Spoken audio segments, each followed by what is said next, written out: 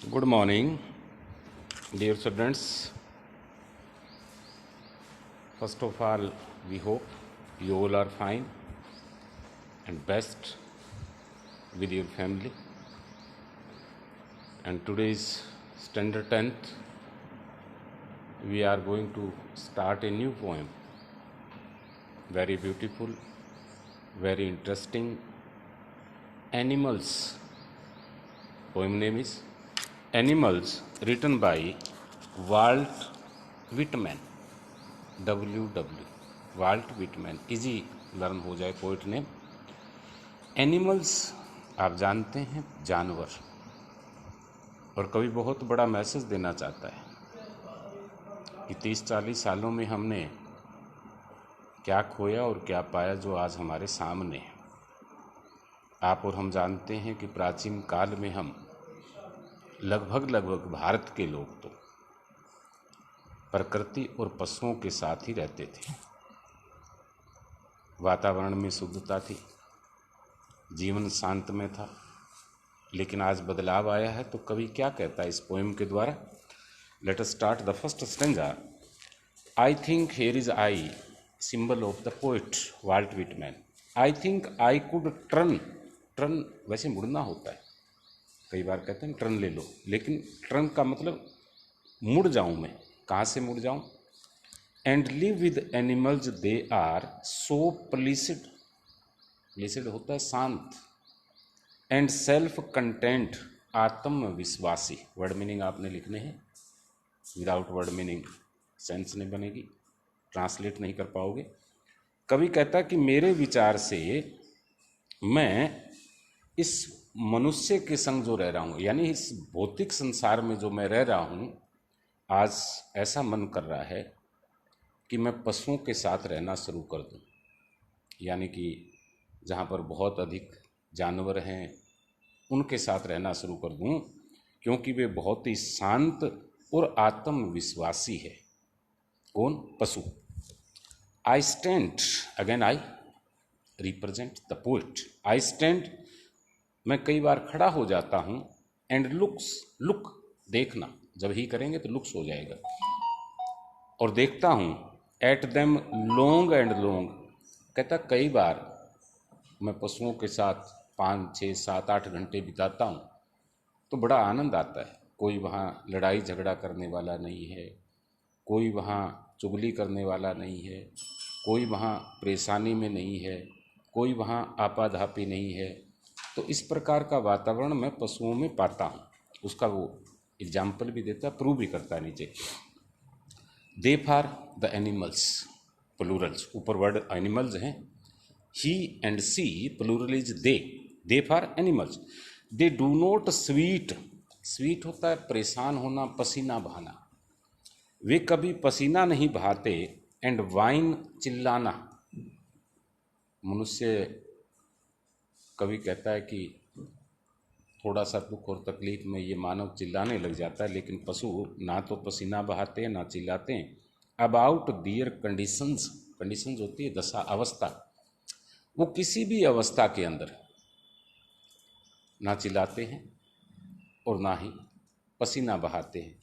They don't lie awake in the dark, dark रात्रि, लाई mean don't lie awake, वो रात को जागते नहीं, इट मीन रात को कभी वो जागरण नहीं लगाते।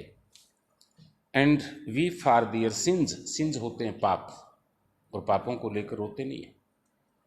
यानी कि आज जो परिस्थितियां हैं संसार में, ये मनुष्य द्वारा लाई गई है। कोरोना कोई बीमारी नहीं है। अमीर गरीब, पूरी मानव जाति, जितने भी लोग हैं, ये इसको लेकर आए हैं, क्योंकि प्रकृति के साथ बहुत बड़ा खिलवाड़ किया 30-40 सालों में, उसका खमियाजा ये भुगत रहे हैं। They do not make me sick, अर्थात they do not make me sick, sick होता है बीमार, me mean for the poet, कि वो मुझे बीमार नहीं करते, अर्थात गुस्सा नहीं दिलाते। Discussing their duty to God, discussing their duty to God, अर्थात भगवान के प्रति क्या कर्तव्य है। यानी कि इस संसार में देखा होगा, कोई सवा मनी लगाता है, कोई बार कोई साधु संत आके मानव को कहता है कि ये आपके प्रॉब्लम है, ये आपके प्रॉब्लम है, इस देवता के पास जाओ, उस देवता के पास जाओ, यानी कि पूरा जीवन उसे घुमाए रखता है। No one is dissatisfied, satisfied संतुष्ट होता है, और कोई भी इस संसार में असंतुष्ट नहीं है। कौन? पशु, मनुष्य नहीं। And not one is demented with, demented होता है डिमेंटेड, पागल होना। डिमेंटेड क्या होता है? पागल हो जाना। यानी संसार के लोग पिछले 30-40 सालों से पागल थे। किस तरह पागल थे? The mania of owing things, mania सनक होती है, ऐसी सनक लगी हुई थी कि ज़्यादा से ज़्यादा जोड़ लें, ज़्यादा से ज़्यादा चीज़ें इकट्ठी कर लें। आज मोटरसाइकिल आया, कल को गाड़ी आ जाए, फिर ट्रक आ जाए, फिर हवाई जहाज आ जाए, यानी 10 ऑप्शनों के अनुसार डिज़ायर बढ़ती जा रही थी, हर तरफ दिखावा बढ़ता जा रहा था और पूरा लगा हुआ था। अब थोड़ा सा प्रकृति ने ब्रेक लगाया कि भैया समझ लो, ये संसार आपका नहीं है, मेरा भी है।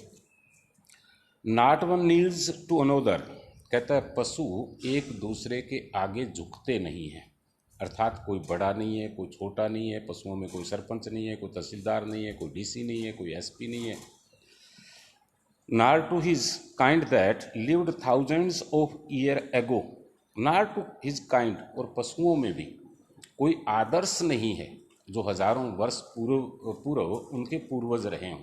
जैसे हमारे जो पूर्वज हजारों वर्ष रहे हैं, हमने उनके नाम पर अनेकों मंदिर बना रखे हैं, अनेकों गुरुद्वारा, मस्जिद, चर्च आदि बना रखे हैं। कभी थोड़ा यहाँ कहना चाहता है कि उनमें आदर्श नहीं है। कोई पशुओं का आपको मंदिर नहीं मिलेगा जहाँ पशु आपको पूजा पाठ करते हुए मिले। कोई पशु ऐसा नहीं मिलेगा कि हरिद्वार से कावड़ लाता हुआ मिले। कोई पशु ऐसा नहीं मिलेगा कि हम तो सालासर जा रहे हैं, पैदल जा रहे हैं, आज अमावस्या है तो हम उस जगह जा रहे हैं। तो अर्थात कवि का कहने का तात्पर्य कि वो अपने जीवन को आनंद से जीते हैं। पशुओं की बात कर रहा है। नॉट वन इज रेस्पेक्टेबल और unhappy over the whole earth, इस पूरे संसार के अंदर एक भी पशु या पशु जाति उनके लिए कोई आदरणीय नहीं है। जैसे मैंने बताया, आदरणीय का मतलब उसमें प्रधानमंत्री नहीं चुने जाते, मुख्यमंत्री नहीं चुने जाते, मंत्री नहीं चुने जाते, तहसीलदार नहीं चुने जाते, कभी वोट नहीं पड़ते, और कोई भी ए पर्सन नहीं है। आपने पशुओं को देखा हो, जितना आप खाना वाना डाल देते हैं वो उसी में गुजारा कर लेते हैं, कोई शिकायत नहीं करते, कभी ये नहीं कहते कि उसको आपने पहले पानी पिला दिया, मेरे को पानी नहीं पिलाया, उसको आपने अच्छे पट्टे डाल दिए, मेरे को नहीं डाले। सो दिए रिलेशन संबंध होते हैं टू मी।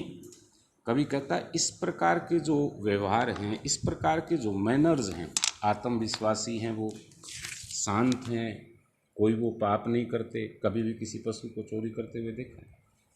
चीज़ें इकट्ठी करते हुए देखा है? नहीं देखा। यानी कि हमारे से वो बेटर है, सोचने वाली बात है। And I accept them, accept स्वीकार करना, और मैं स्वीकार करता हूँ। यानी इन गुणों को, जो पशुओं में गुण है, कौन सा? शांत रहना, आत्म संतुष्टि, कोई पाप नहीं करता, कोई रात को जागते नहीं, कोई उनमें आदरणीय नहीं है, कोई पशु कहीं मंदिर, मस्जिद, गुरुद्वारा नहीं जाते। तो ये प्रकार के जो गुण हैं पशुओं में, उनको मैं स्वीकार करता हूँ। They bring me tokens, tokens का मतलब ये जो मैनर्स हैं, प्रतीक हैं, जो भाईचारा, शांति, एक दूसरे की सहायता करना, असहाय को केवल पैसे से नहीं और अनेकों प्रकार से हम सहायता कर सकते हैं। तो इस प्रकार का जो सामाजिक ताना बाना है उनको टोकन्स कहते हैं। और माई सेल्फ दे इवेंट्स, जो मेरे में है, कभी कहता है कि अभी भी मेरे के अंदर ये गुण मौजूद हैं। दे फिर अगेन एनिमल्स एविंस स्पष्ट, यानी कि बिल्कुल स्पष्ट तौर पर, देम प्लेनली इन दियर पोजिशंस, अर्थात ये जो प्रतीक हैं मैं स्पष्ट तौर पर इन पशुओं में देख सकता हूँ।